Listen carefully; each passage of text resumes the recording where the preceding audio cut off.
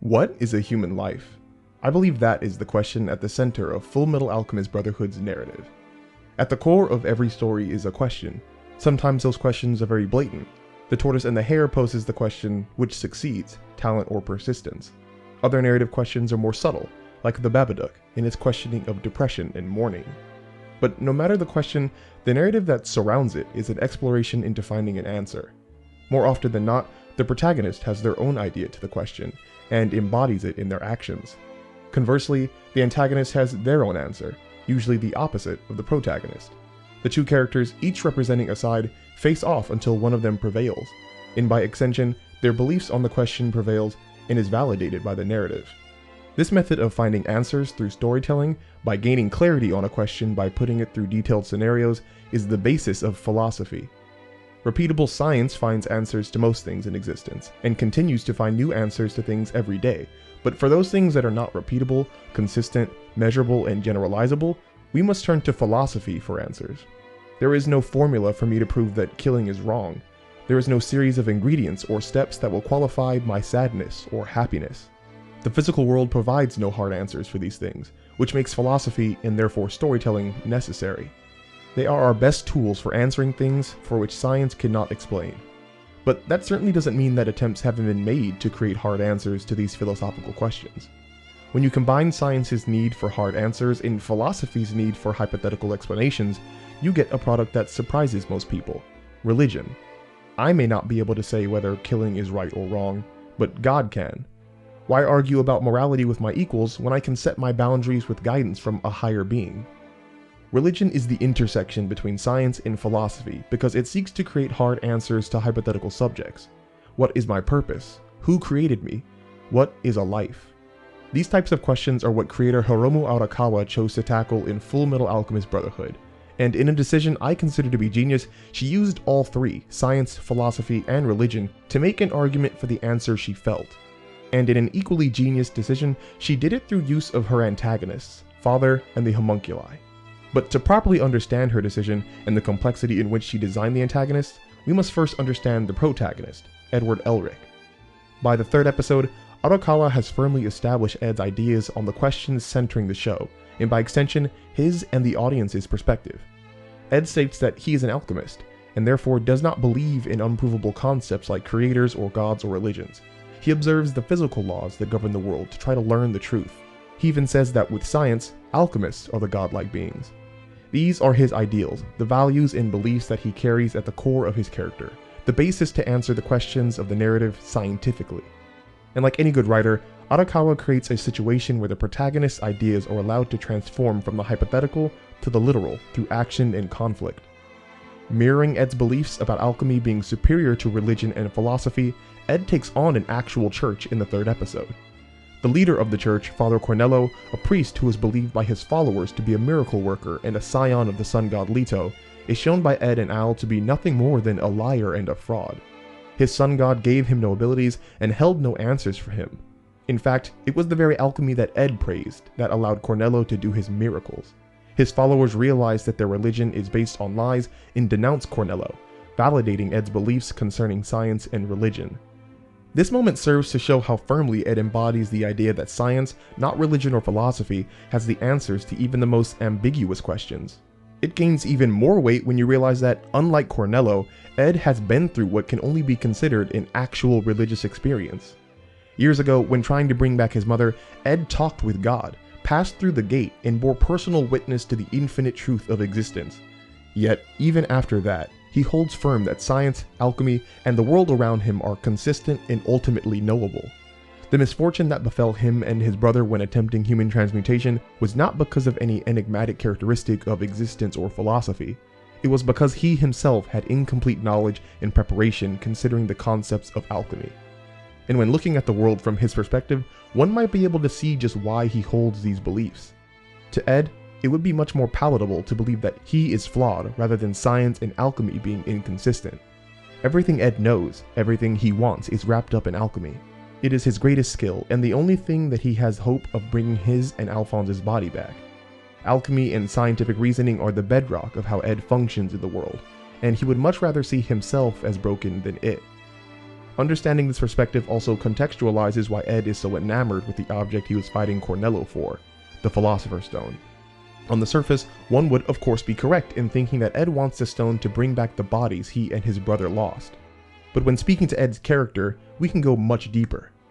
If Ed acts as the embodiment of finding scientific answers to pressing questions, the Philosopher's Stone would then be the embodiment of using philosophy to gain answers.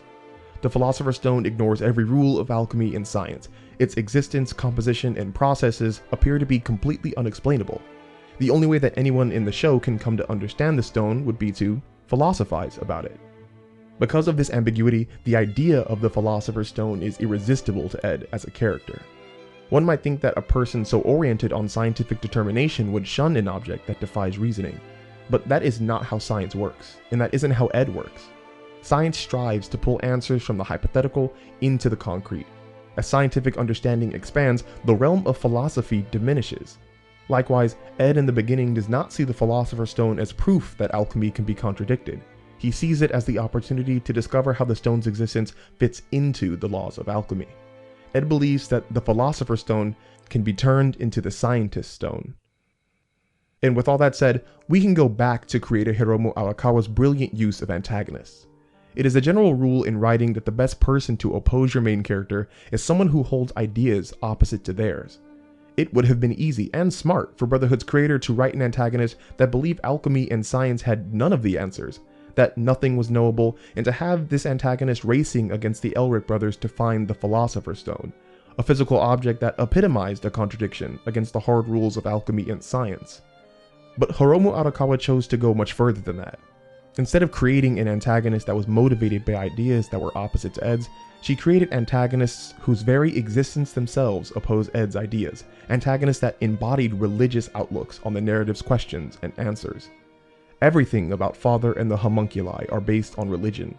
Father himself is depicted as a stoic, elderly European man with a beard and white robes, evoking imagery of the classic Christian God, who is also known as God the Father. The names of the Homonculi are based on the 7 deadly sins, another religious aspect. But what makes the antagonists so great in relation to Ed is that they truly embody religion's purpose of providing hard answers to philosophical questions. The homunculi specifically are examples of humans that live in a religiously certain world. They don't have to ask who made them. Father made them. They don't need to wonder what their purpose is. Their purpose is to serve Father in whatever endeavor he chooses. They don't need to ask what a life is. Father made them immortal tools. This extends out past the homunculi too. Father gives a concrete purpose and a worth to near everything in the show in its history. He controls the military, the rising and falling of whole societies, even alchemy itself, as tools for his goal of becoming a more perfect being. And the questions being answered are not just general either. Some directly affect Ed, shaking him to his core, none more so than the revelation about the Philosopher's Stone. The ambiguity that drew Ed toward the stone was destroyed when he finally gained the answer to what the stone was, a mass of human life energy condensed down into a small crystal, created by Father. Why does the stone have the power to circumvent alchemy? Because Father created it to be that way. Father and the homunculi changed the narrative conversation from simply asking questions of life and worth to answering them outright. Father defines the worth of a life because he can create life. He uses alchemy to become more like God, exactly what Ed said alchemists would do. But most importantly, Father forces a shift from anything in the show that is philosophically mysterious to being totally religiously certain. By defining and giving reason to everything that exists in Amestris and beyond, Father robs Ed of his innermost motivation, finding answers through science. In the same way he provided answers to the Philosopher's Stone, Father demystified any of the philosophical ambiguity that science needs to exist. In a narrative sense, there are just no more answers to discover. And it is because of this stance and achievement by the antagonist that Ed, our protagonist, has to change so much. Instead of trying to use science to argue with the conclusions and explanations that Father has laid out, Ed switches his beliefs to the conclusion that Father is just plain wrong. Father might be able to create life and shape existence, but his use and appraisal of such things as mere tools is misguided. Ed casts off his obsession with scientific reasoning to adopt a much more philosophical argument. What is a human life and what is it worth gives way to, how have you used your life and what connections have you made? A question that can only have a philosophical answer, not a religious or scientific one, because it varies from person to person and means different things to different people. When talking to God at the end of the series, standing in front of his own gate, Ed says, "This portal contains every secret that alchemy has to offer, but it's also led me astray. I saw inside and was convinced I could solve everything with alchemy. I couldn't have possibly been more wrong. That was just arrogance." Ed then realizes he doesn't need alchemy when he has all the people that he has become close to. Likewise, God then smiles and says, "That is the right answer. You've finally done it. You beat me." The final episodes of the show also push hard to impress the importance of life choices and connections. Greed realizes that all he ever wanted was friends, and then gives up his life to help Ling and the humans he grew to care for. Hohenheim used his life to befriend every human soul inside of him. Al sacrifices his own life in order to bring back Ed. Mustang spends his life trying to become Führer so he may protect those close to him. Father is defeated by the connected effort of all the humans he thought were so beneath him. And in the end, Ed gives up his alchemy to give Al his body back, a symbolic gesture of him moving from his purely scientific mindset to a philosophical one, a mind that realizes that some questions do not have hard answers. This change of theme in Ed, and really the entire show, is only possible because of Hiromu Arakawa's choice and use of antagonists. Instead of a traditional foil to Ed, Father and the homunculi work more like a cracked mirror, providing all the answers that Ed ever wanted, only to make him realize how meaningless and distorted those answers might be.